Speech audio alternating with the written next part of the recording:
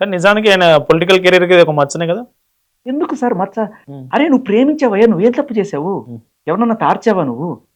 లేకపోతే నలుగురు ఐదుగురు అమ్మాయిలతో తిరిగావా? ఉమ్, నీకు ఏమన్నా పెళ్ళాం ఉండి పెళ్ళాన్ని వదిలేసి ఈ అమ్మాయితో తిరిగావు? నువ్వు ప్రేమించడం ఏ రకంగా తప్పయ్యా?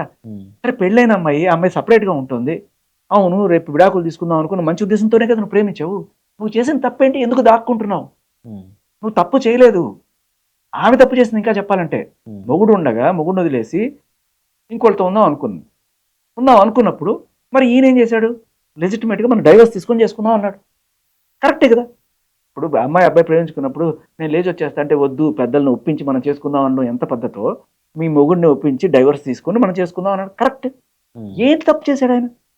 ఇందులో 25 కోట్ల ఇష్యూ దగ్గరికి వస్తే 25 కోట్లు డిమాండ్ నాకు కావాలి, నాకు ఇచ్చేయి, నన్ను వాడుకున్నావు అట్లా ఇట్లా అని డిమాండ్ చేసిన ఆడియో కాల్ మనం విన్నాం. అందులో ఈ ఆడియోని ఎప్పుడైతే మీడియా మిత్రులు ఆమెకు మళ్ళీ వినిపించినప్పుడు 25 కోట్లు కాదు, నేనే 7 లక్షలు ఉల్టా ఇచ్చిన అని చెప్తా ఉంది. 7 లక్షలు ఉల్టా అంటే ఏమైనా ఖర్చు పెట్టారో ఏమో మనకు తెలియదు. ఉమ్, అది మనకు తెలియదు. 7 లక్షలు ఆవిడ ఏమి ఇచ్చిందో, ఆ, ఈయన పాపం అంత కష్టమే వచ్చిందో 7 లక్షలు తీసుకునేంత. ఉమ్, ఆ 7 లక్షల కోసం ఆ ఏడుపు అంతా కూడా నాకు తెలియదు. ఒకవేళ అదే అయితే డైరెక్ట్గా అదే మాట్లాడుకోవచ్చు కదా, దానికోసం ఇంత పంచాయతీ కూడా అవసరం లేదు. సో అవి ఉండొచ్చేమో, ఆవిడ ఇచ్చి ఉండొచ్చేమో. మన పాపం ఆవిడ మాటలు అన్నీ నమ్ముదాం. ఉమ్, నేను ఇప్పటిదాకా ఆవిడ చెప్పిన ప్రతి మాట వాస్తవమే అనుకుందాం. ఆవిడ మొదటిసారిగా అత్యాచారం చేశాడు అనే మాట వాస్తవమే అనుకుందాం. ఉమ్, ఏమైనా సరే దానికి మీరు అనుకున్నట్టుగా చట్టంలో ఇప్పుడు శిక్షలు. ఇప్పుడు మీరే ఉన్నారు, మిమ్మల్ని మీరు ఒక అమ్మాయి ప్రేమించుకున్నారు. సరే కొన్నాళ్ళు సంసారం చేశారు పెళ్ళికి ముందే. ఒకనొక రోజున ఆ అమ్మాయి నాకు నువ్వు వద్దు, ఉమ్, చాలు, నాకు నువ్వు మొహం మొత్తేసావు, లేకపోతే నాకు వేరే సంబంధం వచ్చింది, లేదు నీదేదో తప్పుంది, రీజన్ ఏదైనా కావచ్చు, వద్దు అనుకుందయ్యా నిన్ను. ఇప్పుడు నీ మనసు పగిలిపోయింది. ఆ, నన్ను ఖర్చు పెట్టించి నాకు ఇంత చేసి అంత చేసి ఇది వాడుకుని డాష్ డాష్ డాష్ నువ్వు అది ఇది అని చెప్పి నువ్వేదో నాకు తిట్టుకున్నావు ఏదో. బట్ ఇది మీ ఇద్దరి సమస్య. ఇప్పుడు నువ్వు చట్టంకి వెళ్ళి కోర్టుకి వెళ్ళి ఇదిగో ఈ అమ్మాయి నన్ను మోసం చేసింది, దీన్ని లోపలేయండి ఉమ్, అంటే కుదరదు. ఎందుకంటే when women says no, it is no. Reason ఏదైనా ఇమ్మెటీరియల్. ఉమ్, వద్దు అనుకుంది ఒక పాయింట్లో ఆపే. నిజమే, మనసు పగిలిపోతుంది, ఆత్మహత్య చేసుకోవాలనిపిస్తుంది, లేకపోతే పోయి మందు కొట్టాలనిపిస్తుంది. ఆ, ఏమైనా కానీ ఆ అమ్మాయి వద్దు అంటే వద్దు. అలాగే అబ్బాయి అయినా సరే ఒక పాయింట్లో వద్దు అనుకున్నాడంటే వద్దు. ఇప్పుడు ఆ అమ్మాయికి సంబంధించిన వీడియోలు నీ దగ్గర ఏవో ఉన్నాయి, మీ ఇద్దరు ప్రేమించుకున్నారు కదా, ఉమ్, ఆ అమ్మాయికి సంబంధించిన వీడియోలు నీ దగ్గర ఉన్నాయి. ఇప్పుడు అవి బయటకు వచ్చేసి ఇదిగో చూడు దీని సంగతి చెప్తా అని చెప్పి నువ్వు మీడియాలో కూర్చొని ఈ అమ్మాయి చూసారా నన్ను ఎంత లవ్ చేసి ఇది చేసి ఇదిగో చూడండి చాట్లు చూడండి, చాట్లు కూడా ఓకే, ఆ అమ్మాయి వీడియోలు ఏదైనా సరే ఉమ్, మీ ఇద్దరు ఇంటిమేట్గా ఉండే వీడియోలు ఏదైనా సరే చూపించామనుకో, రేపు అమ్మాయికి పెళ్ళి అవుతావు. కాదు. సరే, అమ్మాయి చేసిన తప్పే, నువ్వేం అబద్ధం చూపించట్లా. కానీ నువ్వు ఎప్పుడైతే ఆ అమ్మాయికి సంబంధించి అంత క్లోజ్ వీడియోలు అటువంటి ఏదైనా పెడితే ఏం చేస్తారు నిన్ను? తీసుకుపోయి లోపలేస్తాం. మరి ఇప్పుడు ఆ అమ్మాయిని ఎందుకు ఏం లోపల? ఉమ్, చట్టాలన్నీ వాళ్ళకి అనుకూలంగా. ఏమి లేవు. ఉమ్, ఆయన పెడితే అవుతుంది, ఉమ్, ఆయన పెట్టకుండా లోపల దాక్కుంటే ఏమవుతుంది? ఇప్పుడు పవన్ కళ్యాణ్ గారు ఆయన మీద ఎంక్వైరీ వేస్తారు. ఎవరి మీద వేయాలి ఎంక్వైరీ? ఉమ్, ఈవిడ మీద కదా. ఉమ్, తప్పులు చేసింది ఎవరు? ఇప్పుడు ఇది తప్పు అని నువ్వు చెప్తున్నావు కదా, ఆ అమ్మాయి నిన్ను మోసం చేసినా సరే నువ్వు ఆ అమ్మాయి వీడియోలు పబ్లిక్ చేయడం అనేది తప్పు అని నువ్వు ఒప్పుకున్నావు కదా. మరి అలాగే ఆ అమ్మాయి చేసినప్పుడు అమ్మాయికి కూడా లోపల అయ్యారు కదా. ఎవ్వడు మాట్లాడు దీని గురించి, ఉమ్, ఎవ్వడు మాట్లాడు, మగాడు కదా. ఆ బట్టలు ఇప్పి రోడ్డు మీద నించోబెట్టినా కుక్కతో సమానంగా చూస్తాం. ఎమ్మెల్యే అయినా కూడా అదే గట్టి ఆఖరికి. ఉమ్. ఇప్పుడు ఇష్యూ సాధారణ వ్యక్తులు కాదు, ఎమ్మెల్యే దగ్గరికి పోయింది ఇది. ఎమ్మెల్యే ఎమ్మెల్యే ఎమ్మెల్యే ఆ ఇష్యూ. నాకెక్కడ ఆయన తప్పు కనిపించట్లా. ఉమ్, ఈవిడ తప్పు వద్దు అనుకోవడానికి కూడా ఆయనకు ఒక రీజన్ ఉంది. ఆ రీజన్ కూడా లెజిటిమేట్గా ఉంది. నువ్వు బ్లాక్మెయిల్ చేసే రకంగా బిహేవ్ చేసావు. లేదు నేను 25 కోట్లు అడగలేదు, 25 కోట్లు అడగలేదు, ఓకే వదిలేస్తావు, అది కూడా నీ ఆడియో కాదనుకుందాం. ఉమ్, బట్ వీడియోలు ఎందుకు రికార్డ్ చేసావు నువ్వు? ఉమ్, స్క్రీన్ రికార్డింగ్లు ఎందుకు చేసావు? స్క్రీన్ రికార్డింగ్లు రికార్డ్ చేసావు అంటే దాని అర్థం ఏంటి? ఏదో రోజు వాడిని వాడదామనే కదా, అవి ఊరికే మధుర స్మృతులుగా దాచిపెట్టుకుందామనా? కాదు కదా, వాడదామనే చేసావు. మరి వాడదామని చేసినప్పుడు వాడుంటావు, అది ఆయనకి తెలిసింది. అమ్మాయి టాడినంతా వద్దనుకున్నాడు, వెరీ రీజనబుల్. ఇదే ప్రశ్న మీడియా వాళ్ళు అడిగినప్పుడు మీరు ఎందుకు ఫస్టే కంప్లైంట్ చేయలేదు పోలీసులకు అన్నప్పుడు, నా బిడ్డని చంపుతానన్నాడు, నన్ను చంపుతానన్నాడు ఆయన ఎస్, ఎమ్మెల్యే. ఇటువంటివి చేసినప్పుడు దయచేసి సాక్ష్యాలు చూపించండి. ఎందుకంటే 100 రకాలుగా మాట్లాడదు. ఇది నీకు సాక్ష్యం అడగండి. మనం మీడియా అడగాల్సింది ఏంటంటే ఇటువంటిది కనుక ఆయన నిజంగా చేస్తుంటే సాక్ష్యం చూపించండి, ఏమైనా చెప్పచ్చు. నువ్వు నన్ను చంపుదాం అనుకున్నావు తెలుసా, నువ్వు ఇందాక అక్కడ ఫోన్ చేసావు వాడికి ఎవరికో సుపారీ ఇచ్చావు, నువ్వే గుర్తుందా నీకు? చెప్పచ్చు, చెప్పడానికి ఏం నోరుంది కదా, నరం లేని నాలుగు ఎన్నైనా మాట్లాడచ్చు. బట్ మీరు కొన్ని ప్రూఫ్లు చూపించారు కదా ఆయనకి సంబంధించినవి, ఇంత పకడ్బందీగా ఉన్నారు కదా, మరి అది కూడా రికార్డ్ చేసి ఉండాలిగా, చూపించండి. ఇంకా ముందు 500 వీడియోలని ఇంకా ఒకదాని తర్వాత ఒకటి రోజుకు ప్రెస్ మీట్ పెట్టి రిలీజ్ చేస్తా అని చెప్తా ఉన్నాను. నువ్వు అదే మంచిది, నువ్వు చేసేది ఏంటి, లిటరలీ బ్లాక్మెయిల్. ఇదే అబ్బాయి చేస్తే ఈ పాటికి లోపల ఉండేవాడు, అమ్మాయి కాబట్టి చాలా మనం ఇంకా అన్ని వేలు అబ్బాయి వైపే చూపిస్తున్నాయి. ఎక్కడ నేను అదే అంటున్నా. ఇప్పుడు సరే పొలిటికల్గా వాడుకుంటారు ఖచ్చితంగా, నేను అలా ఫస్ట్ చూడగానే ఒంటరి మహిళలకి సార్ భరోసా కార్యక్రమం పెట్టినట్టున్నారు, ఒంటరి మహిళలకి భరోసా కార్యక్రమం అని. బట్ అమ్మాయితో మాట్లాడిన తర్వాత నాకు మారిపోయింది మొత్తం కంప్లీట్గా. ఏ రోజు కూడా అతను కరెక్ట్గానే ఉన్నాడు, పెళ్లి చేసుకుందాం అనుకునే ఉద్దేశంతోనే ఉన్నారు, కలిసి ఉన్నారు. నువ్వు చేసుకున్నావు ఇట్లా వీడియోలు రికార్డింగ్లు చేసుకొని వాటిని అతని మీద వాడదాం అనుకుంటే ఏ మగాడు కలిసి ఉంటాడు? ఇంత డౌట్ పడి లేకపోతే బ్లాక్మెయిల్ చేద్దాం అనుకునే అమ్మాయితోటి ఎవ్వడు ఉండడు. ఫాల్స్ ప్రామిస్ ఆఫ్ మ్యారేజ్ చేసి నన్ను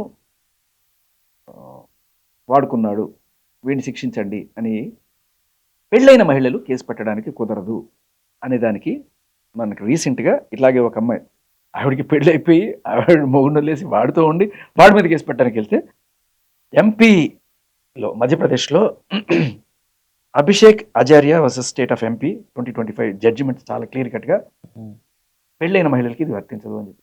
సేమ్ ఇదే సిచ్యువేషన్, సేమ్ సిచ్యువేషన్. నవంబర్ 2025లో ఢిల్లీ హైకోర్టు కూడా ఒక తీర్పు ఇచ్చింది, breach of promise is not the same as false promise.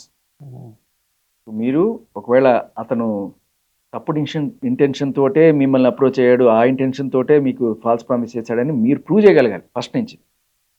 ఇక్కడ ఈయనకి చాలా క్లియర్ కట్గా ఈయన ఫర్లో ఉంది, ఎందుకంటే ఈయన వాళ్ళతో మాట్లాడి దాకా ఇవన్నీ కూడా చేయించాడంటే ఈయన ఇంటెన్షన్ కరెక్ట్గానే ఉంది. Ravi Singh Rana versus state of Uttarakhand, supreme court Amol Bhagwan. ఇక నన్ను కారులో మొట్టమొదటిసారి కలిసినప్పుడే ఆయన అత్యాచారం చేశాడు అనే దానికి సంబంధించి, తర్వాత నువ్వు కనుక కన్సెన్షువల్గా 1 year కలిసి ఉంటే అది ఫస్ట్ చేసింది చెల్లదు అనే దానికి సంబంధించి ఒక 2 జడ్జిమెంట్లు. ఒకటేంటంటే Amol Bhagwan Nehul versus state of Maharashtra 2025లో దీనికి సంబంధించిన జడ్జిమెంటు.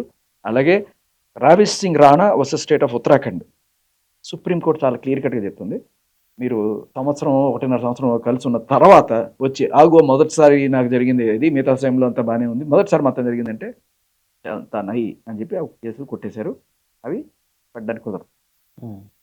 దీనికి తోడు వాళ్ళని హెరాస్ చేయడానికి మీరు ఎటువంటి కేసులు పెట్టారని చెప్పి వాళ్ళ మీద రిటర్న్ కేసులు పెట్టిన సిచ్యువేషన్ కూడా ఉంది.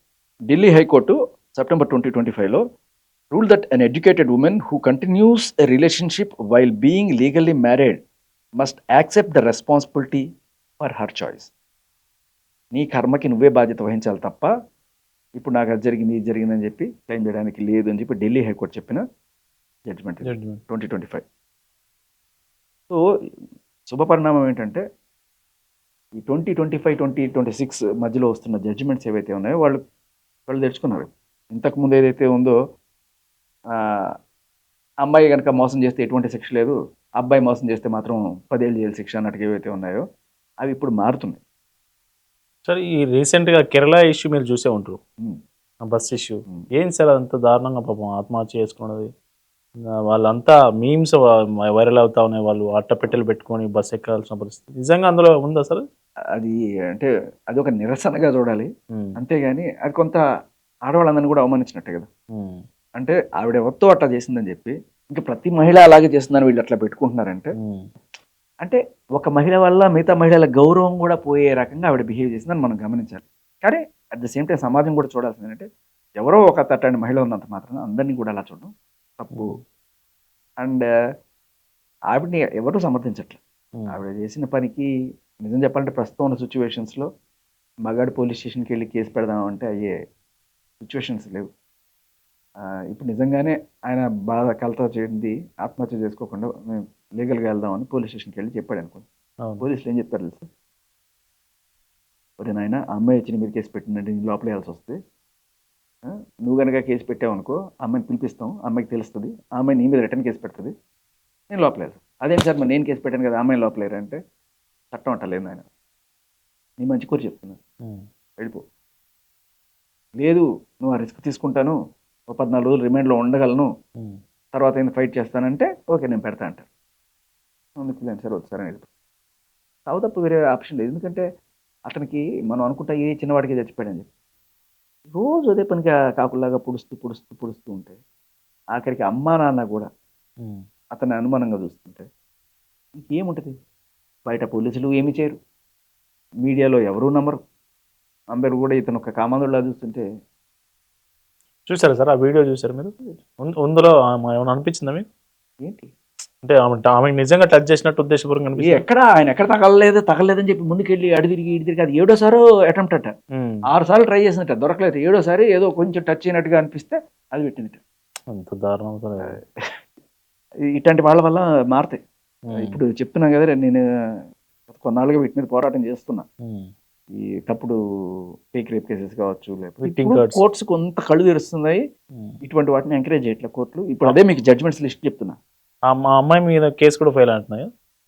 ఫెయిల్ అయింది. అబెట్మెంట్ టు సూసైడ్ అంటే ఆత్మహత్యకి పురుగు వెళ్ళిపోయే విధంగా నువ్వు బిహేవ్ చేసావని అమ్మాయి మీద పెట్టారు కేసు. నాకు తెలిసి బయటపడచ్చు ఆ అమ్మాయి, కానీ పరువు అయితే పోయింది కదా. ఇప్పుడు జైలుకి వెళ్ళింది, 14 రోజులు రిమాండ్ వస్తో లేదో, బెయిల్ వస్తో లేదో తెలియదు తర్వాత. ఇది ఈ ఇష్యూ మొత్తానికైతే కొనసాగుతా ఉన్నది. ఈ ఇష్యూలో ఖచ్చితంగా ఆమె ఇంటెన్షనల్గానే ఈ వీడియోలను రికార్డ్ చేసింది, అతను బ్లాక్మెయిల్ చేయడానికి ప్రయత్నం చేసింది. ఆయన వైపు నుంచి మనం చూస్తే ఓవరాల్గా పెద్దగా తప్పులు కనిపించట్లేదు. ఆమెను విడాకులు వాళ్ళ భర్తతో విడాకులు తీసుకున్న తర్వాత బహుశా పెళ్లి చేసుకుందామన్న ఆలోచనతోనే ఆయన పోయి ఆ మహిళతో పరిచయం పెంచుకుని ఉండొచ్చు అనేది శేఖర్ భాష గారు అభిప్రాయపడతా ఉన్నారు. మరి ఈ విషయం ఎటు టర్న్ తీసుకోబోతా ఉంది. దీని మీద విచారణ చేస్తే, ఎంక్వైరీ చేస్తే ఎవరు ఏంటనేది బయటపడే అవకాశం ఉంది. చూస్తూనే ఉండండి పల్లవి టీవీ.